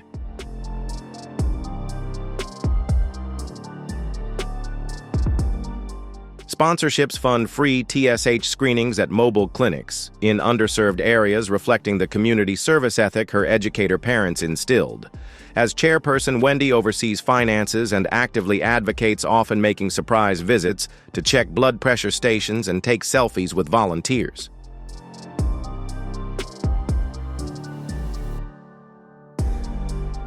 Publicly, Wendy remained enamored with the red carpet, but she chose her appearances more carefully to make them meaningful. She shone in metallic flats at the 2024 BET Awards, served as a special correspondent for ENB, and was praised for hugging a plus-size fan wearing a DIY wig just like hers. Vanity Fair invited her as guest editor for their iconic 2025 Transparency issue, allowing her to commission essays from figures like Demi Lovato and Jonah Hill on confronting public health through private pain.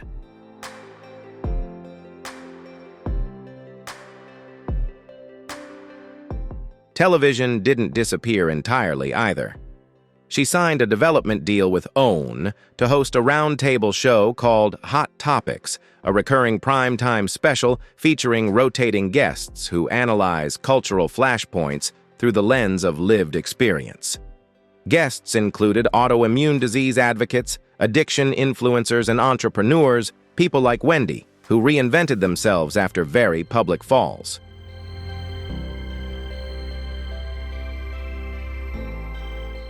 Ratings exceeded network expectations, and negotiations for a limited seasonal series are underway contingent on Wendy's health and creative control. Discussions about her legacy are growing as she nears 60. Academic panels invite her to speak on the evolution of shock jock style in the era of cancel culture.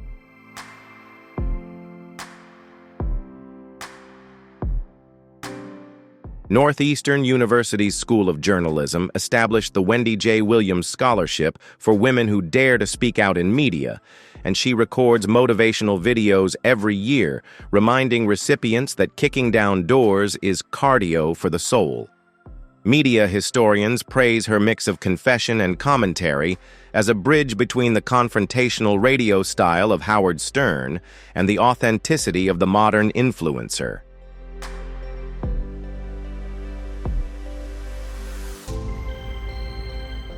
Northeastern University's School of Journalism established the Wendy J. Williams Scholarship for women who dare to speak out in media, and she records annual motivational videos reminding recipients that breaking down every door is cardio for the soul.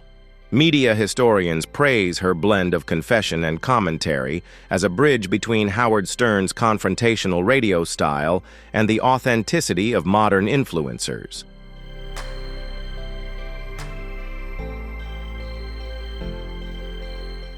While fans praised her openness about miscarriage, menopause, and mental health that changed daytime conversations, Wendy viewed her legacy as a live broadcast, unfinished, unpredictable, but guided by a promise she once made to the dolls in her childhood bedroom to tell the story even when it hurts, because truth spoken bravely outlasts rumors whispered in fear.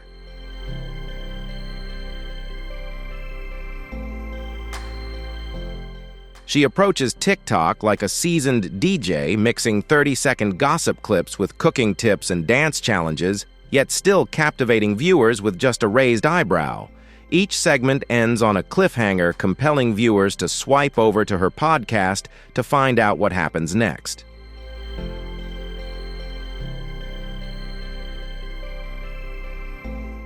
One technique that she once experimented with on the radio and now uses as a weapon in Vertical Video's Instagram is for behind-the-scenes content makeup artists. Explain contouring techniques. Physical therapists guide ankle exercises for lymphatic edema, while Threads hosts quick Q&A sessions where Wendy rapidly answers fans' confessions about infidelity or thyroid flare-ups.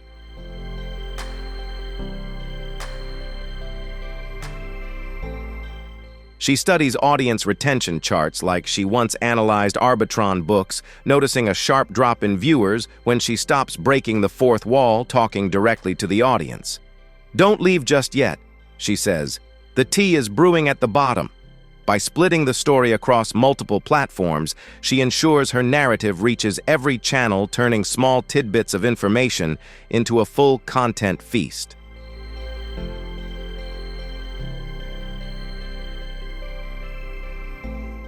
Charity work, once just a sporadic appearance in fundraising events, has now become a central pillar in her brand strategy. Partnering with Feeding America, she live streams grocery shopping trips, offering tips on how to build thyroid-friendly meals on a food stamp budget, then immediately donates identical grocery baskets to local relief centers.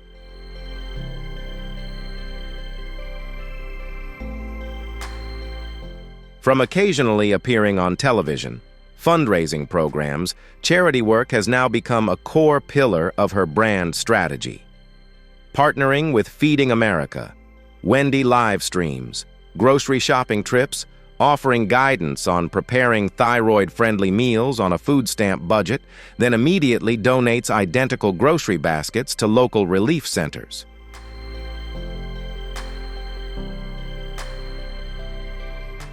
The annual Glow Up Gala of the Talk Thyroid Foundation has also transitioned from a hotel ballroom to a metaverse rooftop selling NFT tickets, with the proceeds funding mobile endocrinology clinics serving rural Appalachia.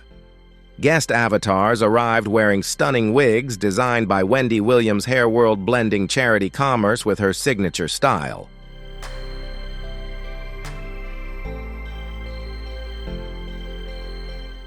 Wendy Williams has transformed from shock jock to influential media consultant, successfully combining new technology with ethical work ethic. She provides loans to minority women podcasters, requires training in brand safety procedures to avoid the mistakes she herself has made.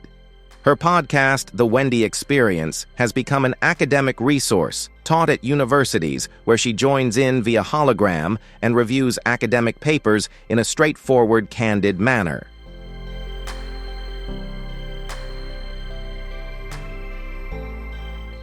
Despite controversy, such as the 2026 clip that was mislabeled, Wendy has turned the crisis into an opportunity to strengthen her reputation through speed and transparency, leading to the creation of her own fact-checking team.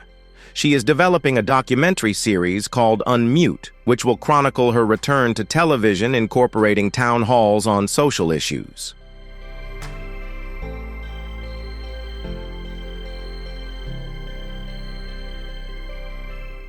The new project with Reality Labs allows viewers to enter a mixed reality version of the show via AR/VR technology, interact directly with Wendy through emotes, and choose the content they want. This model helps Wendy maintain her appeal, turns viewers into co-creators, and lays the foundation for the future of interactive media.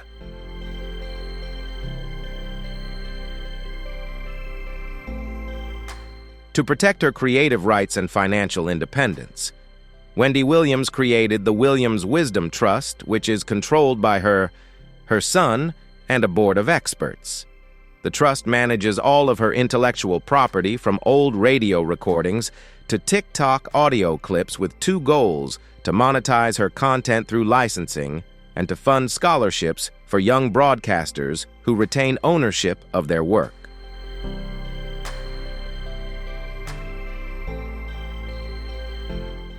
Ce modèle a été salué comme une solution moderne au problème des redevances dans un paysage médiatique fragmenté. Wendy anime également des webinaires qui expliquent de manière captivante des concepts financiers complexes, rendant le sujet de l'argent aussi captivant que les potins du showbiz.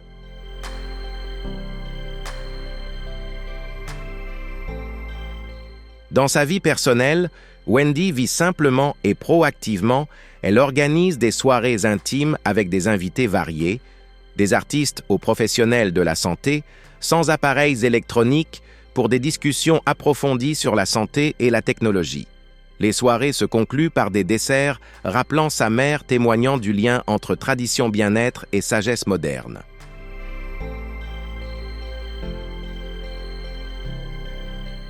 Son fils, un jeune monteur de documentaires, enregistre souvent ses rassemblements comme des B-roll pour de futurs projets, capturant Wendy dans la vraie vie souriant jusqu'à ce que son mascara s'épuise et terminant chaque soirée par un cercle de gratitude de groupe.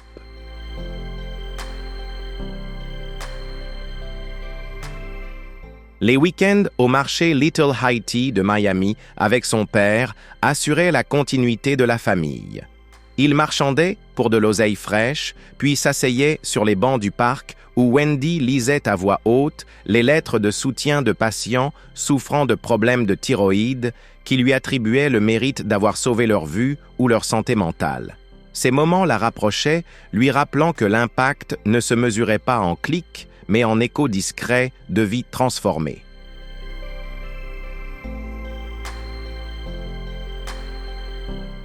Alors que le coucher du soleil teintait la baie de violet et d'or, Wendy sortait sur le balcon chaussé de pantoufles violettes assorties au ciel et repensait à une carrière qui avait débuté avec des comptes à rebours sur cassette et s'était aujourd'hui répandue sur tout le continent grâce à la fibre optique. Elle savait que chaque réinvention comportait un risque de rejet, d'incompréhension et d'épuisement physique, mais elle savait aussi que les signaux fixes s'affaiblissaient plus vite que les ondes qui changent constamment de fréquence.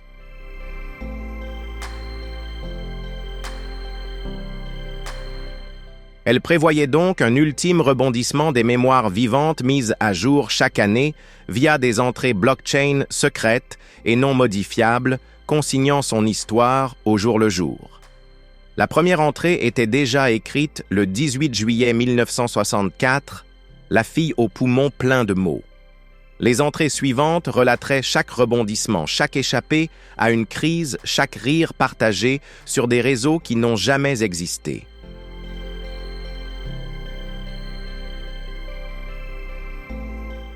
Et lorsque le dernier chapitre arrive, la chute est scénarisée et chronométrée. Je n'ai jamais lâché le micro, je l'ai juste transmis. En attendant, le rythme continue. Le buzz continue et Wendy Williams reste un projet de diffusion en cours.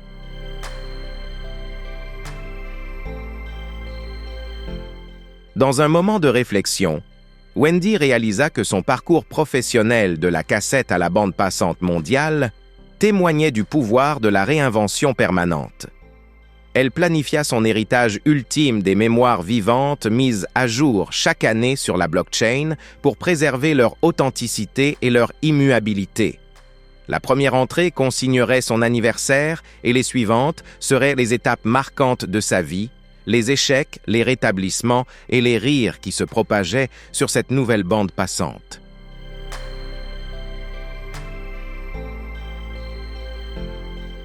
L'épilogue des mémoires est préécrit et chronométré. Je n'ai jamais lâché le micro, je l'ai juste transmis. En attendant, Wendy continue de diffuser une icône en constante évolution, ancrée dans la vérité, la technologie et la vitalité des histoires qui ne cessent d'être racontées. Pensez-vous que des histoires comme celle-ci méritent d'être diffusées davantage? Si oui, laissez un commentaire ci-dessous pour partager votre avis. N'oubliez pas de laisser un j'aime ou un commentaire pour nous faire savoir que vous écoutez. Et si vous trouvez la vidéo intéressante, cliquez sur « Abonnez-vous » pour suivre la chaîne et continuer à raconter les mémoires qui attendent d'être ouverts.